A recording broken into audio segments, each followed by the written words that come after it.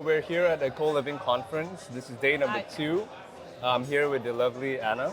And I'm Andrew from Portio. So what we do is that we're trying to get a bit of a feel of the different types of minds, personalities within co-living. Anna, you're quite interesting because Bart invited you to moderate some sessions and also assist with the panel discussions. So who are you? Tell us more about Anna. Thank you. So I have been a digital nomad since like 2017. I was a pioneer in remote work. Then when remote work became mainstream during COVID, I started also public speaking. Media started to reach out. So the people that we were doing that for quite a few years, we already gained some insights and knowledge, and now everybody wanted like to get to know about remote work and digital nomadism. Then I started my own company, which is called The Remote Impact. Right. And I help governments, brands, and organizations to attract digital nomads and remote workers. And this is related to co-living industry because digital nomads and remote workers are now like one of the main segments of co-living, right? This part of co-living is growing super fast. Right. They are opening a lot of new co-livings everywhere. Right now, Europe is still leading, but Yeah. Asia is also catching up. And a lot of them are now catering to digital nomads, remote workers, and also like location-independent entrepreneurs. Right. And I like the what you said, it's fast growing. What's break down the mindset of a digital nomad? Why are they so interested in this proposition, in this product? In co-living, Yeah. yes.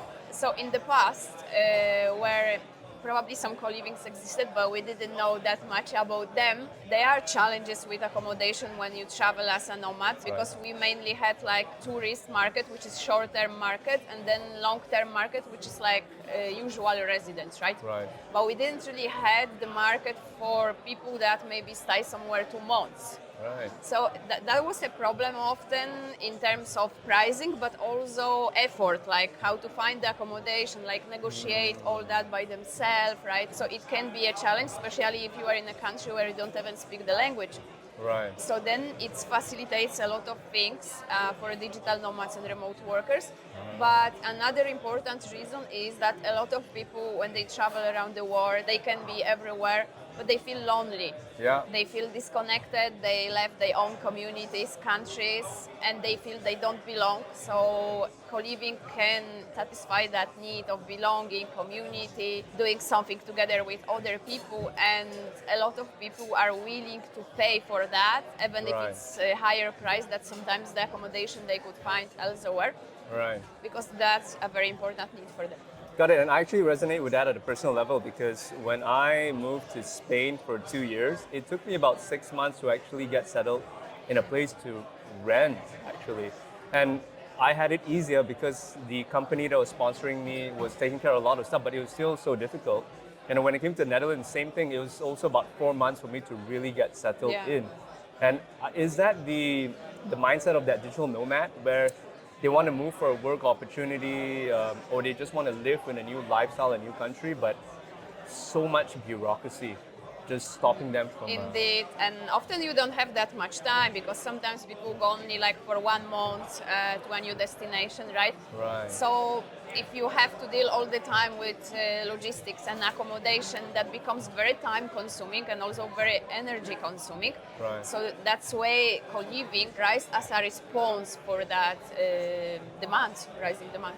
Gotcha. And how do you balance these digital nomads coming into a country, people like you and me, versus the local community? Because now it's like we're Yes. coming in and we're bringing in like a different culture, or we're raising the prices of the property. How do you integrate that? Yeah, this is actually a big challenge and a controversial topic right now. Right. Media write a lot about that. The thing is, you cannot really stop global mobility, right? Like people gonna travel no matter what, and this is actually raising and increasing. People are traveling more and more. So we need to think like, how do we minimize the negative impact of travel and how we can maximize the positive one.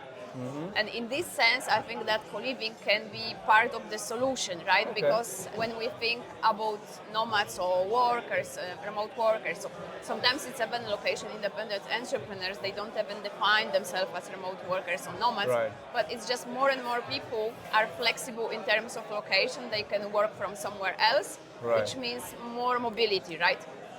So when that happens, we also need new solutions. Co-living can be one of them.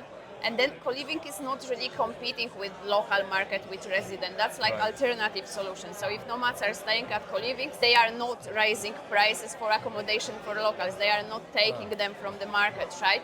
Right. So the more accommodation that's properly designed for nomads and middle-term market we have, the more balanced it actually becomes. Because if we don't have any co-livings, then a nomad that arrives there literally has to look for a flat that now is maybe on short or middle term market, but could have potentially been used for local residents for long term market. And that's where the frictions occur, right? But I also think that an important part that many operators now realize, and that's a good thing, that they are becoming more conscious that a part of the fact that we have a specific accommodation, the catering for nomads, we also should leverage like the opportunity of nomads, or it's also sometimes freelance entrepreneurs, like, because this is a lot of knowledgeable people. So Right. you are having talent in that place. So they can also benefit the destination or location or place in other ways than just economical boost. They can drive innovation, right? It's Right. knowledge exchange. They sometimes start new companies. They can hire local people. Yeah. Cultural exchange, and it's often leads like to destination development also. Yeah. But for that to happen, they need to be connected and integrated with local ecosystem. And that part is still something that we really need more awareness and we need more work. Yeah. We also need involvement from local governments, Yeah. a part of co-living operators and people themselves.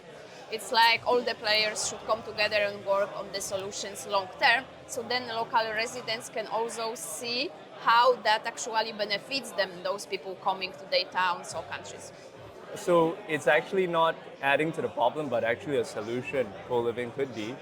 Now, if you could tell one thing to politicians or like government agencies who are in charge of this, what would you tell them? Like, look in the camera and what's your message to I them? think I'm the right person for this Yeah. question because I haven't founded a company that advises governments, right?